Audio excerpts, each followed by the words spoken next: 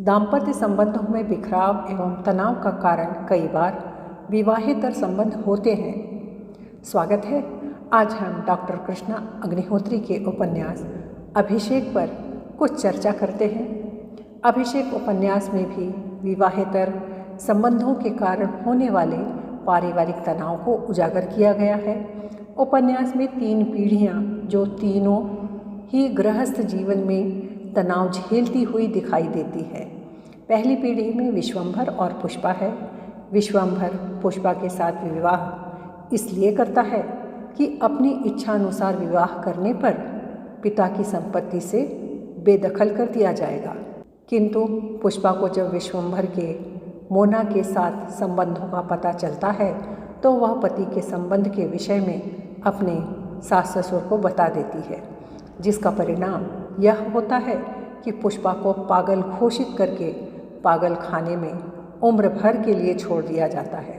पुष्पा लाख गिड़गिड़ाती रही किंतु उसकी एक न सुनी गई और उसे रुखाई से उत्तर देते हुए विश्वंभर ने कहा, मैं भी ऐयाश नहीं था, मोना से मुझे प्यार है। तुमने कभी अपने आप को आईने में देखा है पुष्पा? भारी भरकम देह, सियाह रंग, बच्चों की माँ जानकर तुम्हें बर्दाश्त करता रहता हूँ, लेकिन मेरे इतने समझाने पर भी तुमने सब ठीक है नहीं कहा था। मुझे जायदाद से बेदखल करवाना चाहती थी। अब यही तुम्हारा स्टेट है, यही जिंदगी भर राज करो। पति पत्नी के संबंधों का प्रभाव उनकी संतानों पर भी पड़ता है और वह भी तनावपूर्ण जीवन व्यतीत करते हैं तथा परिवार के सभी सदस्यों के आपसी संबंधों में आत्मीयता का स्थान शून्य रह जाता है। दूसरी पीढ़ी में विमला और संतोष हैं। विमला जानती है कि उसका पति ऐयाश है, किंतु उसका विरोध नहीं कर पाती क्योंकि उसके माता पिता नहीं हैं। मायके वालों द्वारा अपनाई नहीं जाएगी। ससुराल से निकाल दिए जाने पर उसका कोई ठिकाना नहीं रहेगा। इस कारण सुख सुविधाओं के लिए वह पति का विरोध नहीं कर पाती। वेणु को समझाते हुए कहती है, आदमी सब लगभग एक से ही होते हैं, पर हम औरतों को ही सहन करना और परिवार को बचाना पड़ता है। परिवार से कटकर औरत समाज में जिंदा भी तो नहीं रह सकती ना। आज के युग में भी ऐसा वातावरण देखने को मिल जाता है जहां भीतर से टूटकर भी नारियां पति का अनुसरण करते हुए अपना जीवन पति, बच्चों और घर को बनाए रखने के लिए बलिदान कर देती है। तीसरी पीढ़ी में वेणु और सुधीर है। 2 पीढ़ियों के प्रभाव स्वरूप सुधीर भी अय्याशपूर्ण जीवन जीने का आदी हो चुका है। वेणु से विवाह करने पर वह वेणु के सामने ही दूसरी औरत नैन्सी से शारीरिक संबंध स्थापित करता है। इस मानसिक आघात के कारण वह वहाँ से भाग जाना चाहती है, मायके चले जाना चाहती है, तो सुधीर द्वारा उसे धमकाया जाता है कि उसे भी दादी पुष्पा की तरह पागल घोषित कर अस्पताल में उम्र भर के लिए भेज दिया जाएगा।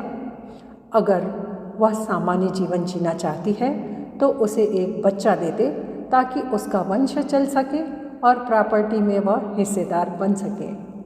उसके ऐसा न करने पर उसका हश्र भी पुष्पा की तरह ही कर दिया जाएगा। जब वेणु वहाँ से भागना चाहती है तो उसे इस तरह धमकाया जाता है, हाँ तो वेणु कहाँ भाग रही थी, मायके? सुधीर हंसने लगा, पर मैं वहाँ आकर भी तुम्हें वापस ले आता। मेरा तुम पर कानूनी अधिकार है। तुम क्या कहकर मेरे साथ न आने से इनकार करती? अच्छा घर है, मुझ में क्या कमी है और तुम भागकर कहाँ जीने जा रही हो? इस समाज में? ये तो तुम्हें जिंदा दफन कर देगा, क्योंकि मैं तुम्हारे जाते ही विष उगलना प्रारंभ कर दूंगा कि तुम्हारे मायके में गुप्त इश्क चल रहा है। यह विष समाज की चेतना से तुम में इतना रस जाएगा कि या तो तुम आत्महत्या करने पर विवश हो जाओगी, या तो तुम आत्महत्या करने पर विवश हो जाओगी, या वैश्या बना दी जाओगी। आज के युग में नगरीकरण, औद्योगिकीकरण, जनसंख्या वृद्धि, शिक्षा, स्त्री का अर्थोपार्जन के क्षेत्र में आना आदि ऐसे कारण हैं जो पति पत्नी के संतुलन को अव्यवस्थित करते हैं। आज वह विवाह के मूल्य बदलते जा रहे हैं और परिवार का समाज। इस प्रकार हम तीनों पीढ़ियों की दुर्दशा देखते हुए इस निष्कर्ष पर पहुंचते हैं कि समाज के सबसे महत्वपूर्ण पवित्र संस्कार विवाह का आज मूल्य घटता जा रहा है। विवाह के मूल्य बदलते जा रहे हैं और परिवार का सामान्य उद्देश्य विचलित होता जा रहा है। आज के युग में पारिवारिक लक्ष्यों की अपेक्षा व्यक्तिगत लक्ष्य ज़्यादा महत्वपूर्ण होते जा रहे हैं। इस कारण से भी तनाव बढ़ता जा रहा है। परिवार के सहयोगी प्रयासों में बाधा का उत्पन्न होना, पति पत्नी के पारस्परिक सेवाओं में कमी और भावनात्मक प्रवृत्तियों में विरोध का उत्पन्न होना पारिवारिक तनाव को जन्म देता है, जिससे संबंधों में बिखराव आता जाता है। और तीनों ही पीढ़ियों के पुरुष विश्वंभर, संतोष और सुधीर को हमने देखा कि उनके लिए भावनाओं के स्थान पर संपत्ति और धन के प्रति अधिक लगाव है। परिवार तथा भावनात्मक सुख उससे बहुत दूर है। और हम यह भी देखते हैं कि दंपत्ति में यदि हालात और वातावरण से समझौता करने की प्रवृत्ति हो तब उनका जीवन सुखद रूप धारण कर सकता है।